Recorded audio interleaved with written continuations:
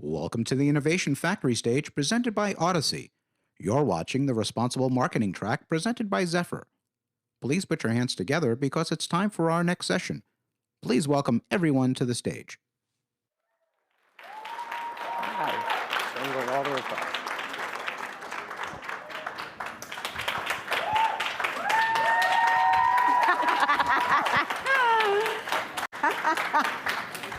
Good afternoon, everyone.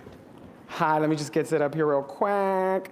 Hi, I'm Wilson Cruz, and today, before we start, is Spirit Day. And for those of you who don't know, Spirit Day is a day when we all come together and wear purple as a visible way to support LGBTQ youth around the country. And so there are a number of organizations that are involved, including GLAAD and GLSEN. And so many of us wear purple, who remembered. Gwendolyn here is going to model for us. So that next year at this time, you too can wear purple, because everybody looks good in purple. I'm so very, very proud to be here today and back here with my GLAAD family, who I have a long history with, so I'm really happy to be here with them.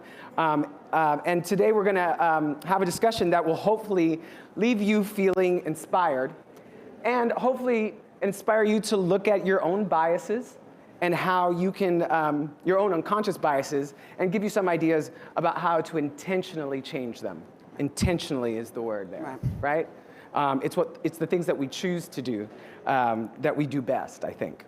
So today I am being joined by an exemplary panel, representatives from businesses and organizations who've been thinking about this for some time. This is not their first time at the rodeo on these topics.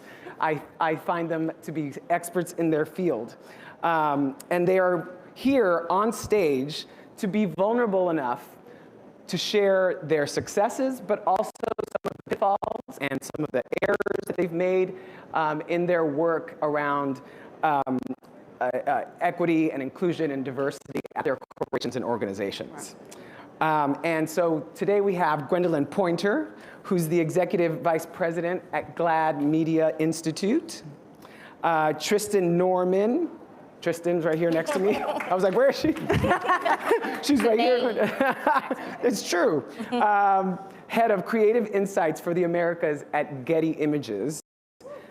Nikki Darden, head of Global Marketing Integration, DE&I Brand Strategy, and Internal Brand Engagement at Citi. Do they put that all on your car? So, fun fact, there is another team that's not even listed. Oh, hey, she does many things. Yes, yes. And Jamie Treadwell, our Managing Director of Brand Partnerships at Pride Media. And I should have started by saying that my pronouns are he, him, his, and I want to make sure that I get everyone's pronouns today. Sure, correct. my pronouns are she, her. I was going to say my pronouns are Tristan. She, her, hers. I'm Nikki, she, her, hers. Jamie, he, him, his. Gwen, she, her. And we, for those of you who don't know, we do that because we want to make sure that everyone is familiar with their pronouns, but also that we are inspiring people to know that that this is a safe space for them to share theirs. So anyway, someone wrote over 30 years on this card initially, and I have changed it because it's not true. Almost 30 years ago, I played the first openly gay teenager on American primetime television on a little show called My So-Called Life. Thank you. I played who I consider the patron saint of intersectionality, Ricky Vasquez. And a lot has changed since 1994, 1995. But honestly, I thought we would be a lot further along our path to more diversity and more inclusion in media, in our culture, on our screens. And I was talking just the other day to someone about, I remember being 5 years old and already knowing that I was different and that people were considered beautiful and important and none of them looked like me. And this was in the 70s because that's how old I am. And And I know that much has changed, and we've seen a lot of progress in terms of seeing more people who look like the world in our media. But I still wonder, why does a campaign celebrating a black teen or a queer couple still strike us as something out of the norm, right? Like that's like, suddenly they're doing a big thing by speaking about these communities, when it should just be second nature at this point. And this is not my first time at Advertising Week, and it is certainly not my first time thinking about the ways in which the advertising and media industries get me and the communities to which I belong to wrong. And it's disheartening to know we're still talking about this in 2021. So my first question is, we've been talking about the importance of diversity in advertising for what seems like an eternity. And I feel like the volume has been turned up in the last couple of years, given, what are we calling it now, a racial reckoning, since the murder of George Floyd and Breonna Taylor. And so my question is, why are we still not where we need to be? And what are brands and businesses still missing? Nikki, I'm going to start with you. Well, thank you, Wilson. So I just have to say, Noah's Ark, one of my all-time favorite shows. Noah's Ark. So we can talk about My So-Called Life, but Noah's Ark. Yes, ma'am. We can talk about Noah's Ark all day long. Noah's Ark stands unite. So thanks. Great to be here. I think, this is a question that I often ask myself. To your point, across the last year, we've seen a lot of swing, but this isn't the first time. And I think as a marketing and advertising industry, what we've seen is the pendulum will go from one end to the other, where we'll say, we don't need to focus on specific audiences. We're going to, take a general market approach, and we're going to, let's just make sure that we've got, some kind of representation in the imagery that we put out, and then we're all good, as opposed to where we are today, where I think we all know that, the impact comes from being specific, and you can impact a broad group of people by speaking to a very narrow and specific one. And so, in going through what so many communities went through last year, because of COVID, because of the racial reckoning, those impacts have impacted, women, people of color, people from the LGBTQIA+ community disproportionately than other communities. I think it's really important, and it's brought to life that we've got to be more specific, not just in how we talk to people, but who we talk to, who we support, who we think it's important to bring into our organizations. And I think seeing what happened last year has triggered us to say we can't take this general market approach. We've had so many technological advances that have said, all right, I'm gonna talk to this one person, but to get to that one person, and let's say you want to talk to 1 billion in total, well, you can't have 1 billion different messages, you can't have 1 billion different pieces of creative. So we've taken this very broad approach, and we're now seeing that that's not the way that you connect with people. And so I think that's why some of this shift is happening, and it's not gonna stop. Hopefully. Right. Well, it's people like you and on this stage that are going to make sure that does. Yeah, I always say don't waste a crisis. And so I am trying to wring every ounce of change possible out of this moment. And I think that's what all of us here on the stage are trying to do. Amen. Yeah. I wonder, why, I have my own reasons for believing why things, why we're having this moment now. But I want to hear from you guys about, do you think it's a demographic change that we're seeing? Is it a generation that is less tolerant of things that we found acceptable in our youth, which I think is part of it? Is it George Floyd? Is it what happened in this reckoning? I want to hear from you guys, see what your opinions are. Yeah, I'd love to take a crack at that. I think it's been a snowballing that's been going on for a very, very long time.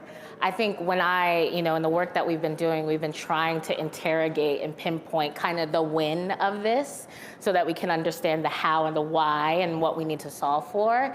And one of the things that we've looked at is that the recession in the mid-aughts, right, kind of opened up, it cracked something open in us culturally, socioculturally. And then you think about, the election of Barack Obama, right? And the backlash that kind of was the undercurrent of that. And then I'm putting it mildly. The Tea Party, you're talking about the Tea Party. Yes. The DT that happened next and all of that. Exactly, and then you have, the election of Donald Trump. That one. You have that one. Mm-hmm. And then you have all the while the internet, right, is picking up steam and it's amplifying conversations that we weren't having before. It's allowing people who are in the Tea Party or the whomever, but also people who are in underrepresented groups to have conversations about how they feel about these things that are happening. They were able to have this meeting place that didn't exist before, right? That you could connect with people all around the world and sharing the same experiences of, marginalization, of, racism, sexism, transphobia, et cetera. And it was just such an interesting time, in the background, right? And then you have the pandemic happens and it blows the whole thing open. It's like, boom, And every single thing that had been kind of lingering beneath the surface kind of came to the top, right? And then for people who were paying attention that year, it wasn't just George Floyd, it was Ahmaud Arbery, it was Breonna Taylor, it was Tony McDade, and so many other names that were happening, that were coming up, that were being brutally murdered by either police violence, by citizen violence, and all of these other things that were happening. And so you have us at home, and all of our attention is on this. Even brands, we were working from home. I mean, we're still not back in the office. And so I think that we are able to sit still for a second and let this wash over us, right? In a way that we have never been able to do. Because if you think about it, Black Lives Matter has been in existence since 2013, right? When Trayvon Martin was murdered, and then Mike Brown in 2014. And so it wasn't that it didn't exist before this, but now we had something to organize around. And I think brands started to realize. And we had the time. We had the time. We had nothing better to do. We weren't allowed to go out to eat. We weren't allowed to do anything. I could go outside to the protest? I could go to the protest with my mask on, And that was the thing to do. And I think, for people who have both, that time span, I'm a little younger, so that time span had me outside of the industry and then inside the industry. And what I noticed is that we were yelling into the void for so long, and brands were kind of tap dancing around it. And once they saw that, you had protests in the US alone, like 7,500 protests, and then you had protests around the world, they were like, oh, this is a thing. And we need to explore this a little bit more, and this is really important to think about. But I also think, too, the through line of what was happening was the level of accountability was magnified. And from the work that we do at GLAAD on a day-to-day basis, that we're, if you will, frontline workers, accountability became clear and the expectation for resolution was real. And so there wasn't an opportunity to escape advance and acceptance. Our business, representation matters, visibility matters every day, all day long. And we won't stop until world domination, period, full stop. Right. And so when you operate in a space in which you're constantly advancing the movement, doing the work that we do, by way with the LGBTQ lens, you start to hear and see a different tone and tenor in the streets, if you will, but also in the corporate boardrooms. So accountability became a KPI. And then to be able to strategically do that work every day, so that you saw or you feel or you hear change, then it becomes a different game. So that reference you made about now we have DEI as this corporate initiative, it's real, but our work is to bring it to life Right. And that's sort of the tension, struggle, challenge every day. So now we have, consumers who, are the driving force for corporations, obviously, because of their buying power. But now we're hearing from consumers that they expect more diversity, more inclusion of more people, and a diverse picture of who we are. But now we have companies who are tiptoeing, right, into, they're putting their toe in it and not quite doing the deep dive yet. I guess my question is, do we think that's because of a cancel culture or being called out for not doing it in the right way? What do you think, Jamie?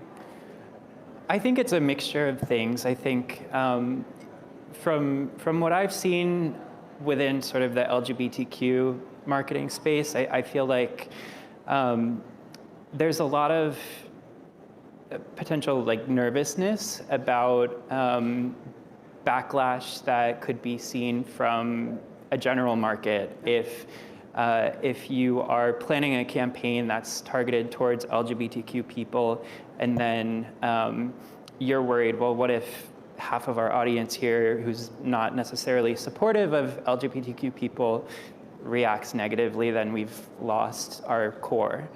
And then the other concern that we see a lot too is sort of negative backlash from within the community if a campaign is not fully representative of that community. Right. And so I think those are two really deep, really valid concerns, but I think there's a lot of really strategic ways in which people can kind of build their campaigns and start thinking about how to get around that. Yeah. And I, just to piggyback on something you said, do we think that these are concerns that are real or imagined? Because does the research say that people want more diversity in what they're seeing, but the companies are fearful because of their own limited expectation of what needs to happen? Sorry. Go ahead. No, I think it's real. I think it's real insofar as we are people as much as we are advertisers, marketers, et cetera. And so there is a real, I want to recognize and acknowledge that fear is real. That's something that I often do when I'm having these workshops about inclusion and diversity. You can name that fear. That's okay. What I think what the trick is that you become so fearful of getting it wrong that you get this kind of paralysis of just not doing anything. And so, I'll hear things like, well, I'm not from that community, right? Mm-hmm. And that could be any community. That could be the Black community, that can be the Latino community, and, that could be a person with a disability. And you think, well, I'm not from that community, so I don't want to enter that space because, I don't want to take up too much space, or I don't want to get it wrong, or maybe misrepresent something. So they have real fears about that. And I do think it's valid, but there has to be some bravery there that the brands need to interrogate. That's exactly my point. Yeah. It's about being able and confident enough and vulnerable enough to say, I don't know, but I want to know. Exactly. And I want to find out. I got to keep moving, but because I could be here all day, and you don't want to be here all day. So, I think one of the issues so now we see these companies doing these things and making the attempts. What are some of the stereotypes that some of these companies are still playing with? And have you seen them? Are there some that still bother you? For me, as a Latino, right, as an Afro-Latino, there has been an enormous conversation within the Latino community about the erasure of Afro-Latino people in media. And that conversation was a difficult one for us to have because people don't want to admit that they have these biases, when you are part of a marginalized community yourself. So I think I guess what I'm saying is, these stereotypes help play into that, right? Like, there's only one way to be Latino. There's only one way to be African American. What are some examples that you've seen that are stereotypes that bother you? So there are a lot. But I'll point out a couple that maybe map a little bit back to your prior question as well. But to what you just said, I find my personal pet peeve tends to be around colorism. I had a conversation recently about Hispanic Heritage Month creative, actually, that featured a Black person, and someone sort of questioned it. And I had to find the stat, and 25% of people who identify as Hispanic, Latinx, are also identify as Black. So why are you asking me this question? Yeah. So those kinds of things where it's like, how can we broaden the aperture and broaden people's perspective? But colorism is a big one. A lot of seeing, and of course we worked on a toolkit, an imagery toolkit, and we can talk more about that. But the toolkit, one of the findings, Tristan, that you identified is when sort of this need to validate a person of color with a white person in an image, right? And that's something that you see very pervasive in imagery, and that drives me crazy.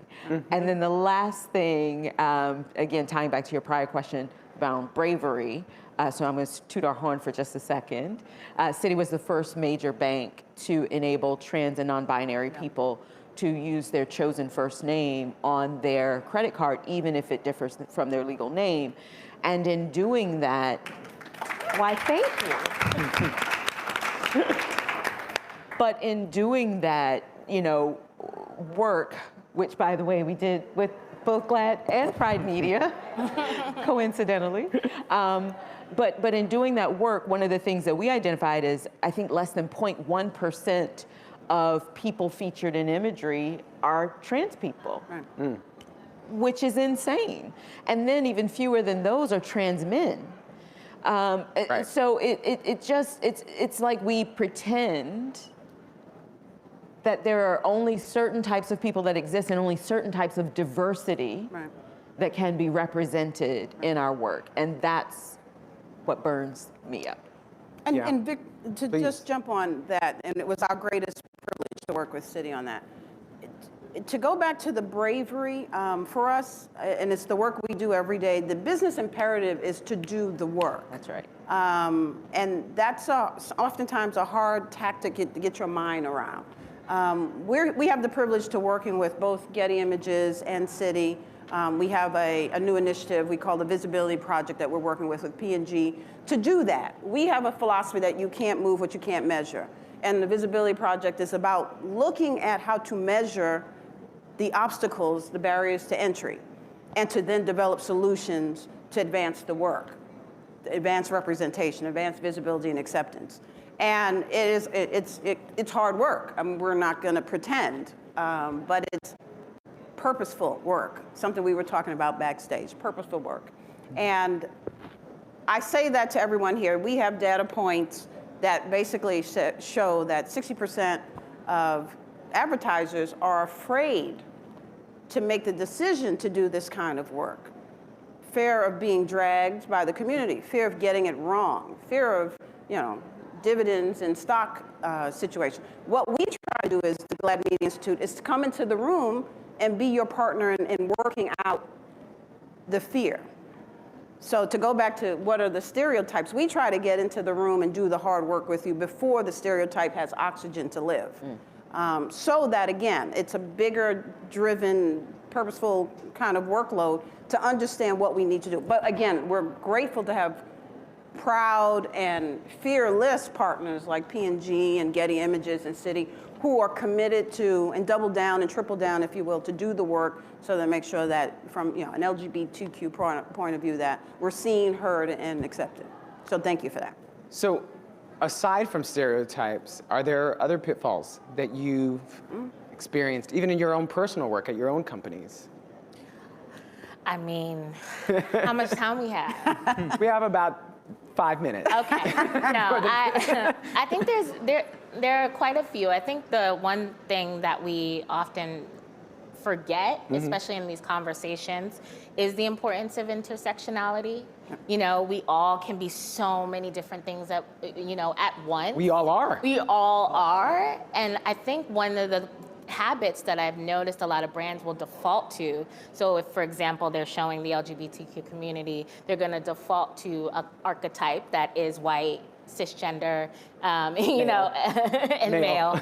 Yeah, and so I think that there are these archetypes just defaulting to the dominant identity within that underrepresented group. Right. And so if you're showing a person with disabilities, you're not showing people of color with disabilities. Right. You know, if you're showing a black family, you're not showing a black queer family. Right. Or you're defaulting to showing black men, or so there's all of these kind of different layers, and I often have to remind brands when we're having these conversations, very gently, I'm very nice, I promise, is to, to remember all of these other things. And I think the first question, why now, why the urgency, what's happening?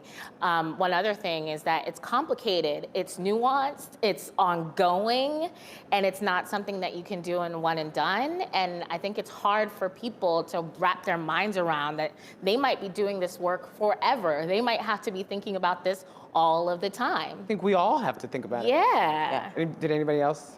I would add too, I think within the LGBTQ space too, there's a lot of focus on like the heartfelt journey or like the pain that may come with our community. But I think one of the really genius things about, for example, Citi's campaign recently was like the focus on joy and on sort of little moments like your credit card representing who you are as a person, reaffirming your identity and sort of the empowering feeling that can come from that.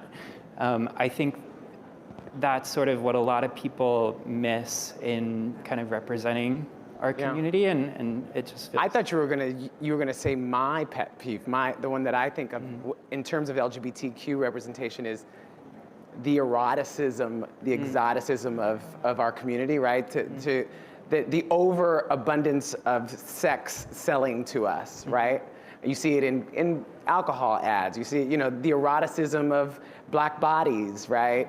That one gets me, but we don't have an hour. The erasure of people of a certain age. Yeah. Oh, yes, ageism. There apparently Huge. are no queer people over 50. And you can't tell me that they all died, because there's a whole other generation that came after them that are 50, almost 50. Stop it. You're aging yourself. Not yet. I told her backstage I started to own 50 this year because by the time I get to 50 in 2 years, if I don't do it, I'll have a nervous breakdown. Okay, I got to keep it moving. We talked a little bit about this. I think everyone in the audience would say that they are not biased. I actually would not say that personally. I can recognize my biases, and I work hard every day to tamper them and move beyond them, and I think part of that is identifying them.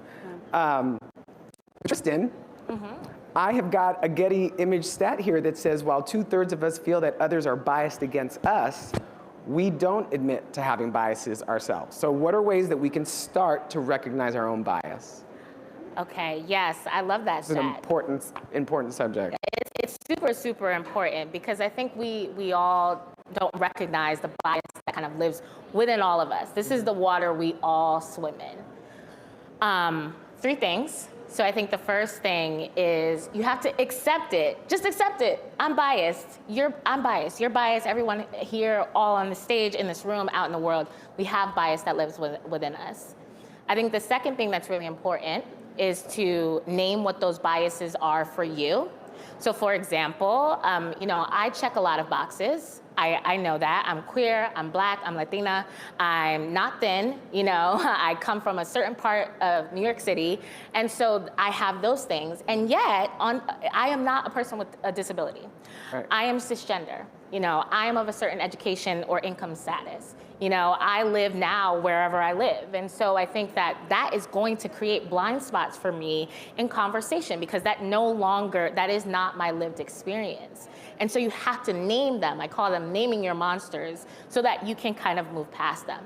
And the last thing is, once you name those things, interrogate them every single time. Any piece of creative, any conversation that you have, and this is a practice building. Like, you're having conversations, your biases show up in the conversations you have. It shows up in how you react to feedback. You react to, you review creative, you review a campaign, you pick a visual. It shows up at every single second. So if you have to make a checklist for yourself, even though I would recommend against relying solely on the checklist, right. If you have to make the checklist for yourself so that you can build a practice of it, do that. Because you have to get to a point where you ask yourself every time you are in a situation, what am I missing here? Can I add to that? Please, everyone.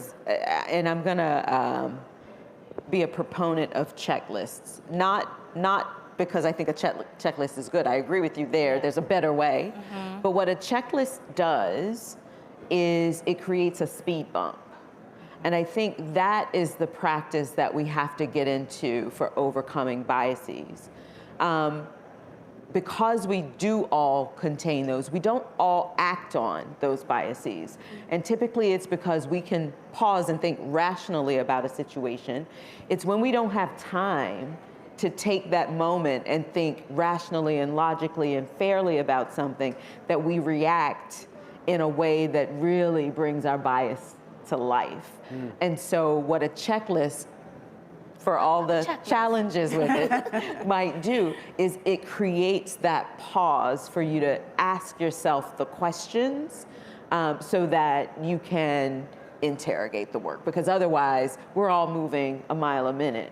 And it's very easy to not catch those things when they're happening. And I think that's true for us in personal life. If you can always just sort of pause, even for a few seconds, to just interrogate yourself, then respond or act or whatever. Yeah, I think the hardest one out of all of those three is recognizing and identifying your own personal biases. Like, one, we can all sit here and be like, yes, of course I'm biased. But when you sit down to make that list, the conversation you have with yourself is a difficult one. Mm-hmm. And I don't drink, but I do recommend a glass of wine while you do it. Gwendolyn. Yes. I want to point this to you because I think you'd have a great answer. What has been your steepest learning curve in working with companies and organizations around this issue? That's a very good question. I would say, and anyone who works with me or the team of brilliant folks who are the GLAAD Media Institute, is that we're truth tellers. And Tristan alluded to it earlier. Sometimes you say it nicely, and sometimes it's straight no chaser. But with the intention that it is about creating space and acceptance and representation for the community. We have a philosophy about constantly moving forward. Mm-hmm. That's the motion that we want to hear. I think the challenge, difficulty, one, we're advocates at heart, and every day we wake up with a fire in our belly. I love the list building thing. I also would say we have the privilege of having teams who look and sound and have different lived experiences. And so those who you love and work with will always lend a different point of view to, and it helps enhance the work that we do. So I'm the privilege of having and lead a team of 12 who are the best advocates in this business, who come from every different point of view, who've worked with many of the brands that may be in this room.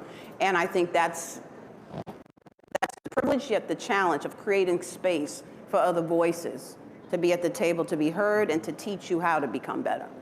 It's brave work. I think it is. It's brave work, and it's not just work that you're doing for your job and your company. You're doing it for your way of life, right? Correct. For your life, your quality of life is what I'm trying to say. Jamie, because you're at a media company, right, and you're working on these diversity issues, I think this is a great question for you, or to start this question with you, Sure. is what's next? What is the next frontier, right, of diversity, equity and inclusion in terms, we've named all of these groups, I guess, the identity groups that people are a part of. What is the next one that we need to be aware of and see it coming down the pipe? I think as we move forward, the importance of intersectionality is only going to keep growing. I think there's so many parts of our identity that often are not shown within advertising when we're sort of casting people as like fitting sort of, I need a transgender person for this ad, or I want to cast a black person for this thing. It's like we need to sort of recognize that people, have layers to them that often aren't seen.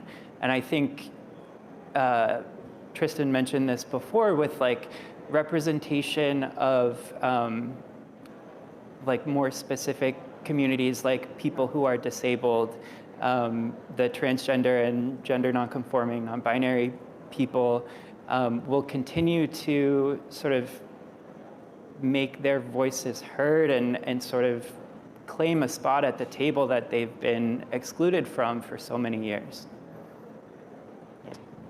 Yeah, I think the other thing, well, one, I hope that we finally, what's next is that we no longer have the need for these types of conversations. But in the meantime, I think. But then you'll be out of a job. I mean, I'll find something. I'm like a nuclear cockroach, so. I feel you on that. I feel you on that. I think, what I hope though, as someone who, before I joined Getty Images, I was in the advertising space. And, I do hope that we move outside of kind of this idea of aspirational advertising, right, and that we just fully embrace kind of what's real. And this is all invented.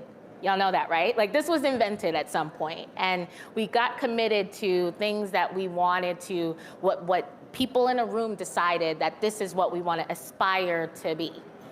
And I hope that now, and I think what we're hearing from people, real people, everyday consumers, is that they don't want that anymore. They want to see themselves. They want to see all the messiness. They want to see all the complexity. They want to see complicated stories. They want to see joy. And, and then we lean into messiness for certain communities, right? Or we lean into the sadness for certain communities. But they want to see the whole expanse of lived experience. And so I hope that, what's next is we really, truly kind of let that go and move into a space of realness. Anybody else? I always have something to add, Wilson. I think from my perspective, one of the things that we are seeing that I think will continue to grow is bringing in culture, including culture. So, we sort of start out with representation, right? And making sure that we are featuring and focusing on people who may have historically been left out of a conversation. But I think sort of to your intersectionality point, Jamie, then it's, well, what are the things that are true about this person and their lived experience and their culture, and bringing that to life as well. So not putting, a black person in the example I always give, in, the same, in an ad for shampoo, and then having another version of that same ad with a white person, because guess what? They don't use the same, they don't use the same shampoo. They do not. Fun fact. So let's be specific, again, back to that word, and make sure that the truth of those folks come through, not just, the representation piece. Yeah, I was going to say something and I forgot what it was, but anybody else have anything to add? So I thought it was something really important. I'm really mad at myself right now. 50. So if you could offer a piece of advice to every person listening in and watching today, that they could take action right now to create better, more inclusive work experiences and contribute to lasting change for the industry, what would that be? Gwendolyn. Okay, I'll We'll start there. And then Jamie. Okay. Truth is something that you just said. I think that we're going to tell the truth. I like to adult. Adulting is a very good thing. But I would say the business imperative is to understand that you can be a force for good and a force for growth. And once you start to sit with the data and the metrics and understand that we can do what we need to do, and it also will drive the business objective, I think it is my hope that advertisers and leaders in that space will start to double down and do the work with partners like all of us here. It is not simple work, it is hard work, but I think the piece of advice I would say, acknowledge and recognize that the work can be done. You can be, again, a force for good and a force for growth without compromising the integrity of the work you do and the truth. Jamie? For me, I think the most important thing is hire queer and trans people and people of color and put them in leadership positions. When you're building campaigns, targeting a specific audience, make sure that that audience is both front and behind camera. Make sure that they're the ones who are going to be able to most authentically tell their own story and communicate it with your brand in a way that feels incredibly real to who they are. Yeah. I always have something to add, but I'm going to leave the big one for you, Tristan, because we're going to No talk about pressure. that. But I actually just want to co-sign, Jamie, what you said, and I'm going to offer this up for other people because we kind of stole it. So my team has a motto that we heard a speaker say, and that is that there can be nothing about us without us. And so regardless of the audience that you're talking about, if you do not bring those people in to develop your work, you're going to miss the mark. And so I just offer that as a reminder. So you got a checklist or a speed bump, and there can be nothing about us without us that I think just can help you just, again, to reframe, all right, how do I think about this work? I'm so glad you said that because you reminded me. So, you were talking about... Because I'm almost 52. Yeah, Go ahead. About bringing in culture being one of the things that that's on the horizon. But if we're going to do that in an authentic way, you have to be able to have authentic conversations and someone who is leading that conversation who is from that community. That's right. Right? So, which takes us back to when we're talking about hiring, right? The first thing that the people who are in power to do that work of hiring, bringing on new talent, is the suggestion you made, which is to one, recognize that there are biases, and two, what are yours, right? Like, so if you have an HR department that, or hiring executives who haven't done that work, their biases are going to get in the way, and then you're not going to get someone who's going to help you authentically tell the story of that community. Yeah. So you can't do any of this work. Right. Sorry, I got on my soapbox. So. I would love to add. Please add. Thank you. I think everyone that Gwen and Jamie, everything that and Nikki said that is really important. Speaking to the leaders in the room and the leaders online virtually, I think it's also really important, in addition to the checklist, in addition to naming your bias, in addition to getting comfortable with the truth and all of those other amazing tidbits, is to recognize that as you are building out these strategies, this is not one and done. This is not going to be solved tomorrow. This is not going to be solved next year. This is not going to be solved next decade.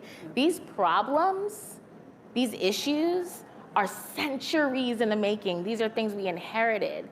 And I think, the late Representative John Lewis has an amazing quote about being a pilot light versus a firework, and I will not butcher it, but I think that the concept of the metaphor is there. You don't want to burn out. You want to be that ongoing light in this work. You got to commit that this is career-long work if you're going to be in this space.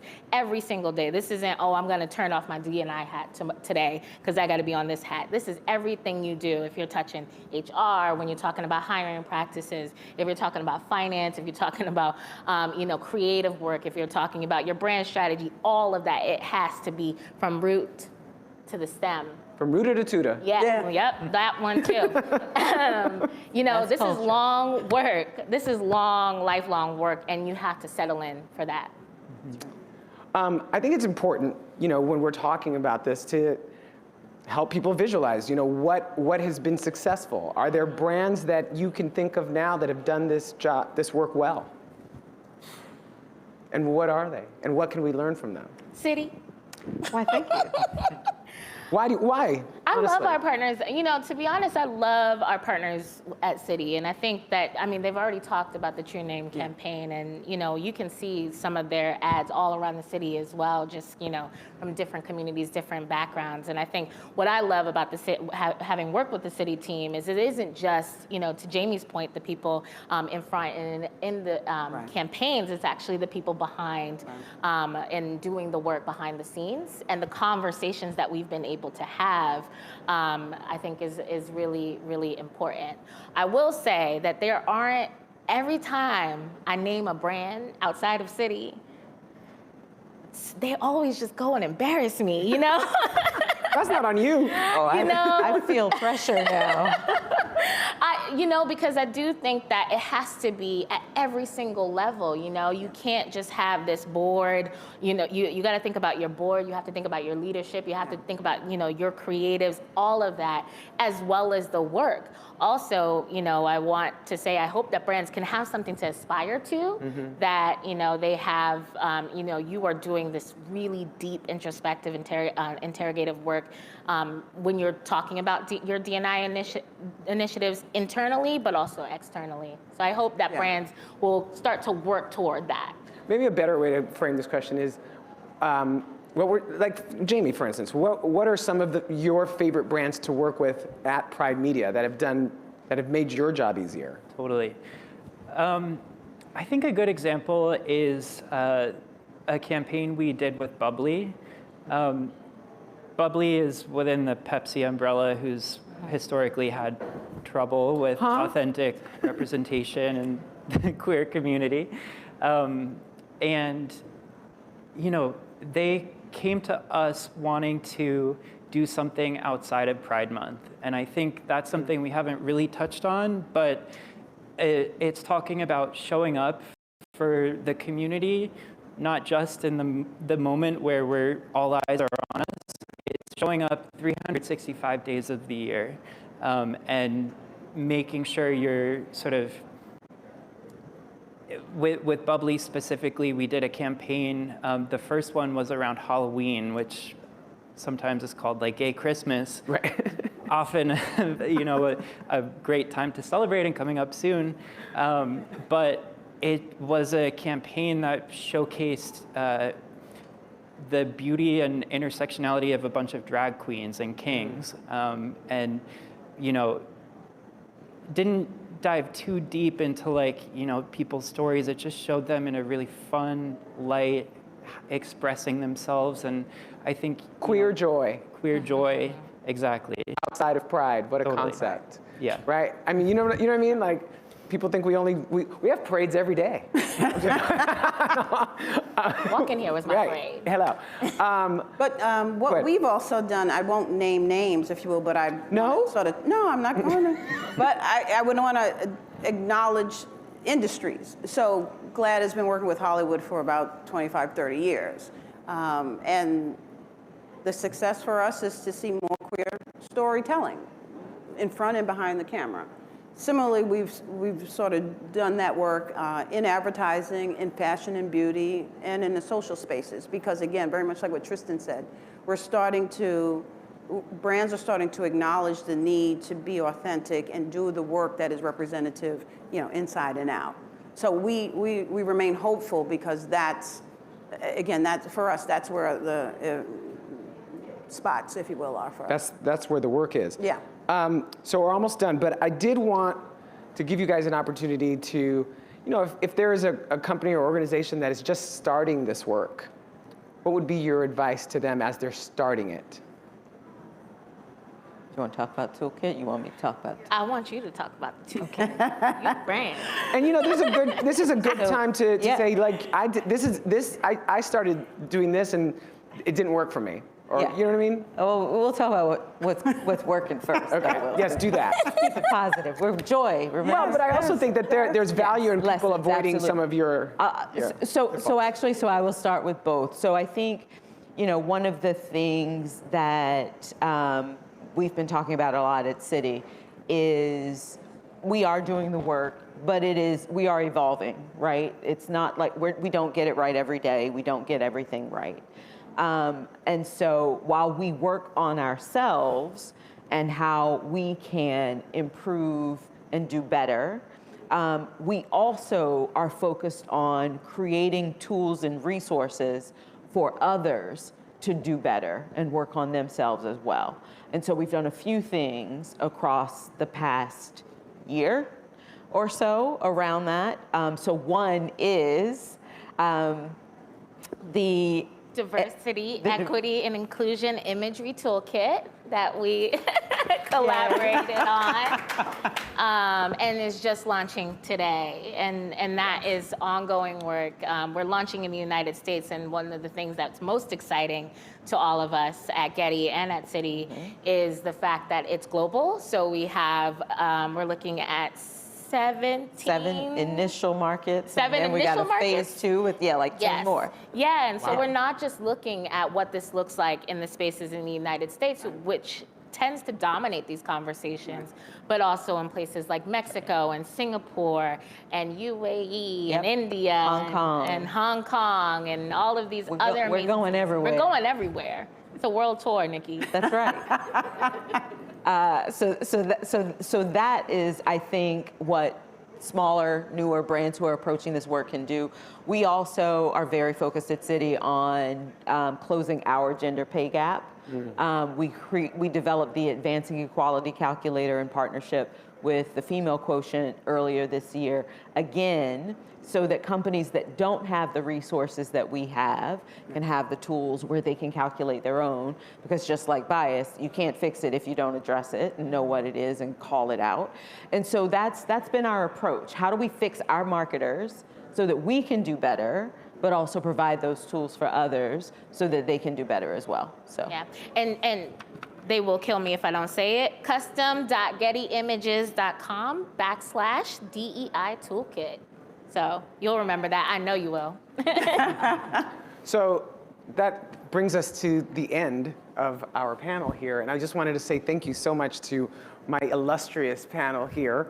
But I also wanted to thank everyone for sharing their insights and experiences, but as well to the audience here at Hudson Yards and our audience, our virtual audience, obviously, for taking the time to join us today. I think we can all agree that authentic representation is vital, and we need to make it more of a priority now.